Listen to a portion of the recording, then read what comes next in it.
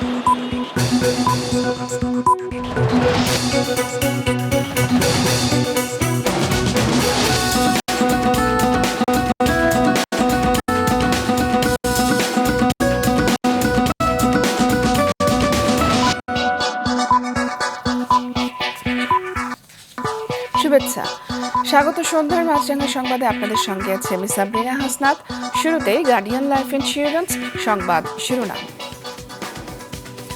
আগামী সপ্তাহেই প্রকাশ করা হবে আগামী সংসদ নির্বাচনের রোড ম্যাপ।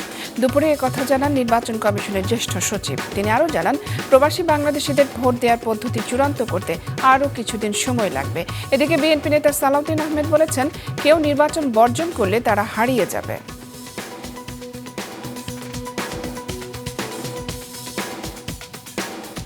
গুলশানে সাবেক এক সংসদ সদস্যের বাসায় চাঁদাবাজিতে উপদেষ্টা আসিফ মাহমুদের সম্পৃক্ততার অভিযোগ উঠেছে। চাঁদাবাজির মামলায় গ্রেফতার গণতান্ত্রিক ছাত্র সংসদের বহিষ্কৃত নেতা অপু ভিডিও বার্তায় এই অভিযোগ করেন। তবে স্ত্রীর দাবি, এনসিপিকে বিতর্কিত করার জন্য জোর করে অপুকে দিয়ে একথা বলানো হয়েছে।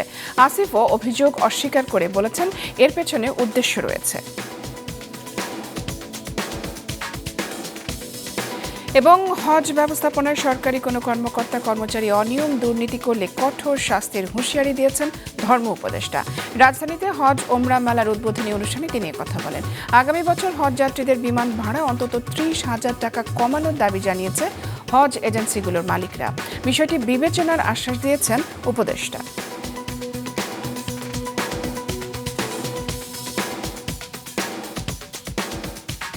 দর্শক শুনছিলেন শিরোনাম, এবারে বিস্তারিত। আগামী সংসদ নির্বাচনের রোড ম্যাপ আগামী সপ্তাহে প্রকাশ করা হবে জানিয়েছেন নির্বাচন কমিশন সচিবালয়ের জ্যেষ্ঠ সচিব আক্তার আহমেদ। দুপুরে তিনি আরও জানান, প্রবাসী বাংলাদেশিদের ভোট দেওয়ার পদ্ধতি চূড়ান্ত করতে আরও কিছুদিন সময় লাগবে। চূড়ান্ত ভোটার তালিকা, নতুন রাজনৈতিক দলের নিবন্ধন, নির্বাচনী আইন সংশোধন, সংলাপ, নির্বাচনী সরঞ্জাম কেনা, এসবের কোন কাজ কখন শুরু হবে, কখন শেষ হবে, কখন তফসিল ঘোষণা হবে, সেই সময়সীমা নির্ধারণ করে আগামী সপ্তাহেই প্রকাশ হবে নির্বাচনের রোডম্যাপ। দুপুরে একথা জানিয়েছেন নির্বাচন কমিশনের সচিব। রোডম্যাপ, হ্যাঁ, আমরা এটা নিয়ে আলোচনা করেছি এবং আমরা আশা করছি আগামী সপ্তাহে আপনাদেরকে আমাদের নির্বাচনের রোডম্যাপটা দিতে পারবো, সো দ্যাট আপনারা আপনাদের প্রস্তুতি এবং আমাদের প্রস্তুতি সম্পর্কে একটা ভালো ধারণা পাবেন। প্রবাসী বাংলাদেশিদের ভোট দেওয়ার পদ্ধতি চূড়ান্ত করতে আরও কিছুদিন সময় লাগবে জানান সচিব। আউট অফ কান্ট্রি ভোটিং, এটা আমার মনে হয় যে আমরা আরও একটু আজকে কিছু আলোচনা হয়েছে যে প্রসেসটা কী হবে, পদ্ধতিতে যে প্রসেসটা কী হবে, কোথায় কোনটা কতদিনে এটা কভার করতে হবে, এই জিনিসগুলো আমরা আজকে আলোচনা করেছি। এটা আরেকটু আলোচনা বাকি আছে।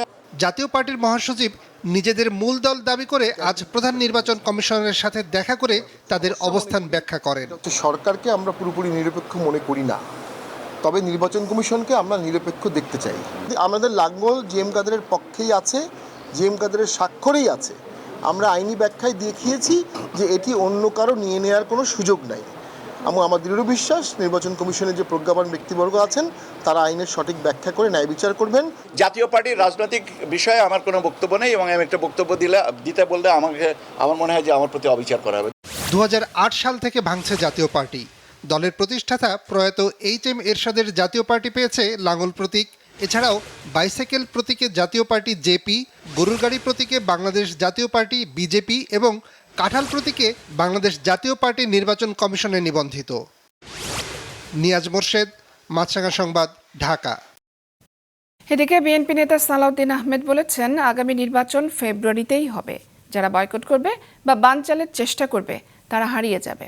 সকালে গুলশানে নিজ বাসায় সাংবাদিকদের সাথে আলাপকালে তিনি আরও বলেন, নির্বাচনের সুষ্ঠু পরিবেশ নিশ্চিত করতে কড়াকড়ি অভিযান দরকার।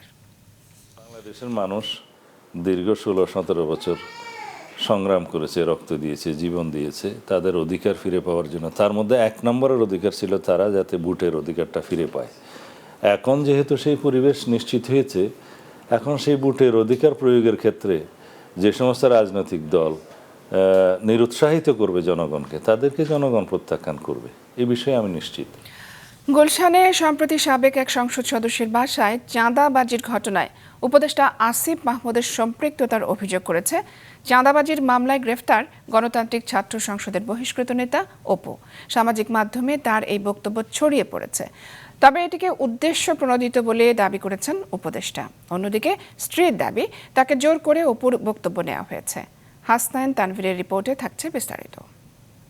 দেওয়া ওই টাকাটা হাতে নিয়েছি, এইটার জন্য আমি গোটা দেশবাসীর কাছে ক্ষমা প্রার্থী এবং আমি আমার দোষ স্বীকার করে নিচ্ছি। সাবেক সংসদ সদস্য শাম্মী আহমেদের গুলশানের বাসায় চাঁদাবাজির মামলায় গ্রেফতার বাংলাদেশ গণতান্ত্রিক ছাত্র সংসদের বহিষ্কৃত যুগ্ম আহ্বায়ক জানে আলম অপুর স্বীকারোক্তিমূলক এই ভিডিওটি গতরাতেই সামাজিক যোগাযোগ মাধ্যমে ভাইরাল হয়। বিচার ফেস করতে রাজি আছি। ৩৫ মিনিটের ওই বক্তব্যে গুলশান চাঁদাবাজির ঘটনার আদ্যোপান্ত বর্ণনার পাশাপাশি মব তৈরি করে কিভাবে চাঁদাবাজি করা হয়, এর পেছনে কারা জড়িত তাও তুলে ধরেন অপু। রাতে কোন ভাই আসছিল দেখেন নাই? 17 জুলাই ভোর 4:15 থেকে 30, এই 30 মিনিটের ওই যে গুলশান 2 মোড় পার হয়ে যেই 5 স্টার হোটেলটা ওয়েস্টিন ইন্টারন্যাশনাল যে হোটেলটা, এই ওয়েস্টিনের নিচে সাদা সিএফ মোটো বাইকে হেলমেট লাগানো অবস্থায় আমার সাথে কথা বলতেছিলেন একজন উপদেষ্টা। সেই উপদেষ্টা ছিলেন আসিফ মাহমুদ সজীব ভুইয়া। সিসিটিভি ফুটেজে দাবি করা হচ্ছিল আপনি বাইকে চড়ে গিয়েছিলেন ঠিক ভোর রাতে। আপনি গিয়েছিলেন আমাদের সেখানে?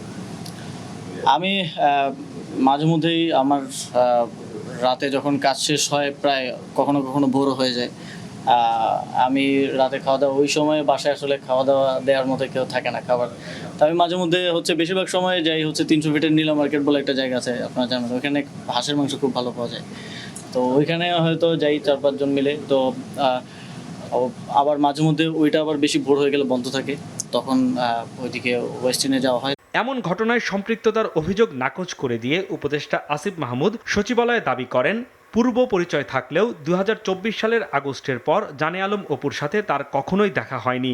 বিষয়টি সম্পূর্ণ রাজনৈতিক উদ্দেশ্য প্রণোদিত। এর সাথে ভাই আমার কোনো ধরনের সম্পৃক্ততা নাই এবং আমার মনে হয় না এখনো কেউ এরকম কোনো প্রমাণ দিতে পেরেছেন আমার সম্পৃক্ততা আছে। গুলশানে চাঁদাবাজির ঘটনায় এক উপদেষ্টার সম্পৃক্ত থাকার অভিযোগের বিষয়ে সরকারের অবস্থান পরিষ্কার করা উচিত। সকালে নিজ বাসায় এমন মন্তব্য করেন বিএনপির স্থায়ী কমিটির সদস্য সালাউদ্দিন আহমেদ।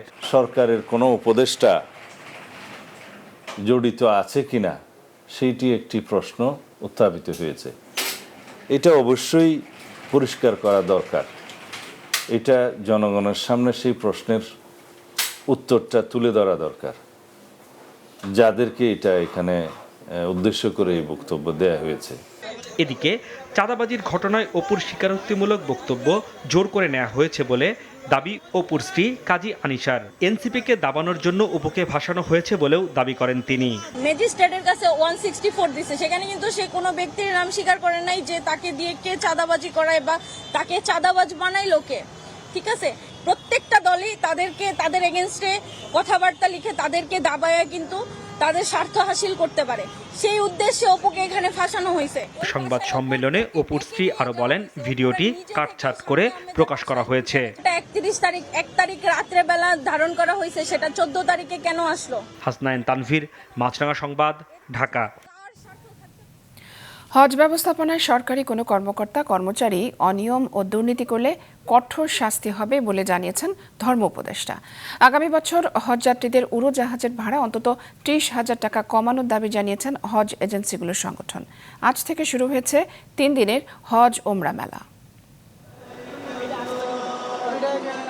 প্রতি বছরই দেখা যায় পুরো টাকা দিয়েও কিছু সংখ্যক মানুষ হজ যেতে পারেন না, পড়েন প্রতারণায়। মূলত দালাল ও মধ্যস্বত্বভোগীদের কাছে টাকা দেয় তৈরি হয় এমন প্রতারণার ঝুঁকি। এ ধরনের সমস্যার সমাধানে রাজধানীর চীন মৈত্রী সম্মেলন কেন্দ্রে আয়োজন করা হয়েছে 3 দিনের এই হজ ওমরা মেলা, যেখানে সরাসরি হজ এজেন্সিগুলোর কাছে নিজেদের প্যাকেজের বুকিং দিতে পারবেন আগ্রহীরা।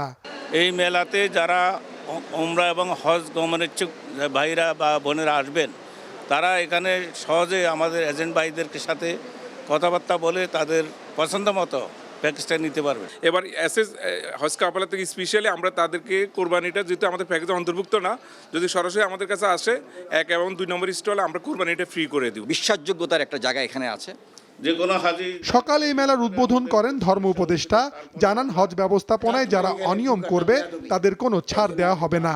আমার মন্ত্রণালয়ে হজ উমরা নিয়ে আমার কোনো কর্মকর্তা যদি 1 টাকা ঘুষ খায় আমরা তাকে ফাঁসিতে ঝুলাব।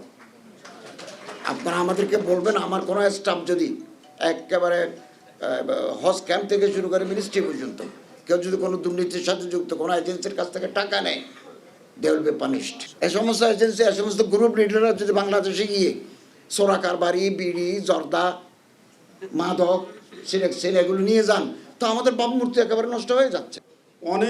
এ সময় আগামী বছর হজের খরচ কমাতে সরকারকে কার্যকর পদক্ষেপ নেওয়ার আহ্বান জানান সংশ্লিষ্টরা। এই মেলা আয়োজনের মূল উদ্দেশ্য হচ্ছে হজ যাত্রীদের সাথে সরকার নিবন্ধিত হজ এজেন্সির একটি যোগসূত্র তৈরি করা। বিমান ভাড়া নির্ধারণের জন্য আমরা কাজ শুরু করেছি। বিমানের সাথে যখনই কথা বলবো আমার হাবের প্রতিনিধি রাখবো। আগামী বছর সরকারি ও বেসরকারি ব্যবস্থাপনায় হজে যেতে এখন পর্যন্ত নিবন্ধন করেছেন মাত্র 100 জন। মাশরুক রাহাত, মাছরাঙ্গা সংবাদ, ঢাকা। রাজধানী তেজগাঁওয়ে প্রধান উপদেষ্টার কার্যালয়ে উপদেষ্টা পরিষদের সভা অনুষ্ঠিত হয়েছে। প্রধান উপদেষ্টা অধ্যাপক ডক্টর মোহাম্মদ ইউনুস এতে সভাপতিত্ব করেন। বৈঠকের ব্যাপারে প্রেস সচিব শফিকুল আলম পরে সাংবাদিকদের জানান, শেখ হাসিনা সরকারের সময় নজরদারি সরঞ্জাম কেনার বিষয় খতিয়ে দেখতে প্রধান উপদেষ্টার বিশেষ সহকারী ফয়েজ আহমদ তৈয়বকে প্রধান করে তদন্ত কমিটি গঠন করা হয়েছে। কমিটি দেখবে কিভাবে, কোথা থেকে এবং কত দাম দিয়ে এসব যন্ত্র কেনা হয়েছে এবং কিভাবে এর ব্যবহার করা হয়েছে। সংস্কারের অগ্রগতি প্রসঙ্গে তিনি জানান, 10টি সংস্কার কমিশনের মোট 367টি সুপারিশের মধ্যে ইতোমধ্যে 37টি বাস্তবায়িত হয়েছে। এর মধ্যে 82টি শ্রম বিষয়ে। যেসব সুপারিশ এখনই বাস্তবায়নের প্রয়োজন সেগুলোকে বিশেষ গুরুত্ব দেওয়া হচ্ছে। জাতীয়তাবাদী ছাত্রদলের কেন্দ্রীয় সাধারণ সম্পাদক নাসির উদ্দিন নাসির বলেছেন, ডাকসুর ভোটার তালিকায় ছাত্রলীগের অনেক নেতাকর্মীর নাম রয়েছে, অথচ তাদের বিচার হবার কথা। ক্যাম্পাস ও হলে ছাত্র রাজনীতি কিভাবে চলবে তার রূপরেখা প্রণয়নের অংশ হিসেবে বিকেলে ছাত্রদলের কেন্দ্রীয় ও বিশ্ববিদ্যালয় শাখার নেতাদের সঙ্গে আলোচনায় বসে প্রশাসন। নাসির পরে সাংবাদিকদের একথা বলেন। ছাত্রদল সভাপতি রাকিবুল ইসলাম এ সময় জানান, তারা গুপ্ত রাজনীতি বন্ধের দাবি জানিয়েছেন। এদিকে বিকেলে মধুর ক্যান্টিনে সংবাদ সম্মেলনে ডাকসু নির্বাচনে নারী শিক্ষার্থীদের জন্য নির্ধারিত ভোট কেন্দ্রের স্থান পরিবর্তনের দাবি জানায় গণতান্ত্রিক ছাত্র সংসদ। মব ক্রিয়েট থেকে শুরু করে সর্বশেষ যে বড় ধরনের প্রবলেমগুলো হচ্ছে তার পেছনে গুপ্ত রাজনীতি জড়িত, তারা এটি এক বাক্যে স্বীকার করেছে। শুধু তাই নয়, তারা এই গুপ্ত রাজনীতির সংজ্ঞাও নাকি নির্ধারণ করেছে। আমাদেরকে বিসি স্যার নিজে 5টি ক্রাইটেরিয়া বলেছেন যে হল কমিটি থাকবে এবং কার্যকলাপ চলবে, স্যার আমাদের জানিয়েছে। 19 সালে ডাকসু নির্বাচনে ছাত্রলীগ কৃত্রিম লাইন তৈরি করত, আর এবারে ডাকসু নির্বাচনে নারীদেরকে অনুৎসাহিত করার জন্য এখানে ইচ্ছাকৃতভাবে সিস্টেমেটিক ইঞ্জিনিয়ার্ড একটা লাইন তৈরি করার চিন্তা ভাবনা করছে। আমরা এই ধরনের প্রক্রিয়া তীব্র নিন্দা এবং প্রতিবাদ জানাচ্ছি। সিলেটের কোম্পানীগঞ্জ উপজেলার জনপ্রিয় পর্যটন কেন্দ্র সাদা পাথর থেকে অবৈধভাবে তুলে নেওয়া পাথর পুনরুদ্ধার করে প্রতিস্থাপন করার কাজ শুরু হয়েছে, জানিয়েছেন জেলা প্রশাসক মোহাম্মদ শের মাহবুব মুরাদ। বিকেলে সাদা পাথর এলাকা পরিদর্শন শেষে সাংবাদিকদের একথা জানান তিনি। জেলা প্রশাসনের গঠিত তদন্ত কমিটি পাথর লুটের পরিমাণ নিরূপণ করবে এবং একথা বলেও জানান তিনি। যৌথ বাহিনীর অভিযান প্রসঙ্গে তিনি আরও বলেন, এ পর্যন্ত 130 ট্রাক এবং অন্তত 12,000 ঘনফুট পাথর জব্দ করা হয়েছে, যা পর্যায়ক্রমে এলাকায় ফেরত আসবে। ঘটনার সাথে জড়িতদের গ্রেফতার সহ আইনানুগ ব্যবস্থা গ্রহণ প্রক্রিয়াধীন রয়েছে বলে জানিয়েছেন জেলা প্রশাসক। সাদা পাথর লুটের ঘটনায় কোম্পানীগঞ্জ পূর্ব ইসলামপুর ইউনিয়ন পরিষদের চেয়ারম্যান আলমগীরকে গ্রেফতার করা হয়েছে। আশা করছি যে আমরা শীঘ্রই সময়ের মধ্যে যেগুলো তৈরি হয়ে গেছিল সেগুলোকে পুনরুদ্ধার করে এখানে আবার প্রতিস্থাপন করতে পারব। একই সাথে এখানে যে অপূরণীয় ক্ষতি হয়ে গেছে সেই ক্ষতি যাতে আর 2 বছর না পারে সেই জন্য যারা এই কাজে জড়িত ছিল তাদের বিরুদ্ধে গ্রেফতার সহ আইনি প্রক্রিয়া গ্রহণ করা হয়েছে। সিলেটের ভোলাগঞ্জ থেকে সাদা পাথর লুটকারীদের তালিকা তৈরি করে দাখিলের নির্দেশ দিয়েছেন হাইকোর্ট। একই সঙ্গে লুট হওয়া সব পাথর 7 দিনের মধ্যে আগের জায়গায় ফেরতের নির্দেশ দেওয়া হয়েছে। এক রিটের পরিপ্রেক্ষিতে বিচারপতি কাজী জিনাত হক এবং বিচারপতি আইনুন নাহার সিদ্দিকার হাইকোর্ট বেঞ্চ এই রায় দেন। আদালতের রিটের পক্ষে শুনানি করেন অ্যাডভোকেট মঞ্জিল মোর্শেদ। পাথর লুটের ঘটনায় দায়ীদের বিরুদ্ধে যথাযথ আইনি ব্যবস্থা নিতে দায়ের করা আরেকটি রিটের শুনানির জন্য আগামী রোববার দিন ধার্য করেছেন হাইকোর্টের আরেকটি বেঞ্চ। আদালতের রিট আবেদনটি শুনানির জন্য উপস্থাপন করেন advocate Mir AKM Nurunnabi. BNP নেতা সালাউদ্দিন কাদের চৌধুরীর মৃত্যুদণ্ডের রায় ট্রাইব্যুনালে নয় আইন মন্ত্রণালয়ে লেখা হয়েছিল বলে অভিযোগ করেছেন তার ছেলে হুম্মাম কাদের চৌধুরী। দুপুরে ধানমন্ডিতে সাকা চৌধুরীর বাসভবনে সংবাদ সম্মেলনে তিনি আরও বলেন, সালাউদ্দিন কাদের চৌধুরী শেখ হাসিনার আক্রোশের শিকার। পররাষ্ট্র মন্ত্রণালয়ের গোপন বার্তার মাধ্যমে সালাউদ্দিন কাদের চৌধুরীর পক্ষে বিদেশি 4 জন সাক্ষীকে দেশে আসতে বাধা দেওয়া হয়েছিল। তিনি যে যুদ্ধাপরাধী ছিলেন না তা প্রমাণ করতে আদালতের আশ্রয় নেওয়ার কথাও জানান হুম্মাম। আমরা যাদেরকে বিচারের আওতায় আনতে চাচ্ছি সকলেই কিন্তু এক ব্যক্তির অর্ডারেই কাজ করছিল, শেখ হাসিনা। এখানে চেইন অফ কমান্ড বলতে সব কিছু গিয়ে ওনার পায়ে গিয়েই পড়ে। তো আমাদের সবার ইচ্ছা, আমাদের সবার বিশ্বাস যে একদিন না একদিন শেখ হাসিনার বিচার হবে। সেই জিনিসটাই বাংলাদেশের মানুষ তাকিয়ে আছে। এবার আন্তর্জাতিক। ভারতের জম্মু ও কাশ্মীরের 400টি গ্রামে ব্যাপক বৃষ্টিপাত থেকে সৃষ্ট আকস্মিক বন্যায় অন্তত 32 জনের মৃত্যু হয়েছে। স্থানীয় সময় বৃহস্পতিবার বিকেলের দিকে এই আকস্মিক বন্যার ঘটনা ঘটে। খবর পেয়ে একাধিক উদ্ধারকারী দল ঘটনাস্থলে যায়। বন্যায় অনেক তীর্থযাত্রী আটকা পড়েছেন বলে সামাজিক যোগাযোগ মাধ্যমে ছড়িয়ে পড়া ভিডিও ফুটেজে দেখা গেছে। উদ্ধারকারীরা এরই মধ্যে 120 জনকে উদ্ধার করেছেন। তবে অনেকেই আটকা পড়ায় হতাহতের সংখ্যা বাড়তে পারে বলে আশঙ্কা করছে কর্তৃপক্ষ। জম্মু কাশ্মীরের মুখ্যমন্ত্রী ওমর আবদুল্লার কার্যালয় জানিয়েছে, স্থানীয় প্রশাসনের সঙ্গে নিয়মিত যোগাযোগ রাখছেন মুখ্যমন্ত্রী। উদ্ধার ও ত্রাণ কার্যক্রমে সম্ভাব্য সব ধরনের ব্যবস্থা নেওয়া হচ্ছে। ইউক্রেন যুদ্ধ বন্ধ করতে রাশিয়ার প্রেসিডেন্ট ভ্লাদিমির পুতিন রাজি না হলে তাকে অত্যন্ত গুরুতর পরিণতি ভোগ করতে হবে বলে হুঁশিয়ারি দিয়েছেন যুক্তরাষ্ট্রের প্রেসিডেন্ট ডোনাল্ড ট্রাম্প। শুক্রবার আলাস্কায় অনুষ্ঠেয় বৈঠককে সামনে রেখে একথা বলেন ট্রাম্প। বুধবার ইউক্রেনের প্রেসিডেন্ট ভলোদিমির জেলেনস্কি এবং অন্যান্য ইউরোপীয় নেতাদের সঙ্গে ভার্চুয়াল বৈঠকে অংশ নেওয়ার পর একথা বলেন ট্রাম্প। ওয়াশিংটনের কেনেডি সেন্টারের ওই বক্তব্যে রাশিয়ার পরিণতি কী হবে তা বিস্তারিত বলেননি ট্রাম্প। দ্বিতীয় মেয়াদে প্রেসিডেন্ট হিসেবে পুতিনের সঙ্গে ট্রাম্পের এটি প্রথম সরাসরি বৈঠক হতে যাচ্ছে। সন্ধ্যার সংবাদ শেষ করছি, তার আগে গার্ডিয়ান লাইফ ইন্স্যুরেন্স সংবাদ শিরোনামগুলো জানিয়ে দিচ্ছি আরও একবার। আগামী সপ্তাহে সংসদ নির্বাচনের রোডম্যাপ জানালো ইসি সচিবালয়। নির্বাচন বর্জনকারীরা হারিয়ে যাবে মন্তব্য বিএনপি নেতা সালাউদ্দিনের। গুলশানের চাঁদাবাজিতে জড়িত থাকার অভিযোগ অস্বীকার উপদেষ্টা আসিফ মাহমুদের। অপুকে দিয়ে জোর করে এই অভিযোগ আনা হয়েছে, দাবি তার স্ত্রীর। এবং হজ ব্যবস্থাপনার সরকারি কর্মকর্তা কর্মচারীরা দুর্নীতি করলে শাস্তির হুঁশিয়ারি ধর্ম উপদেষ্টার।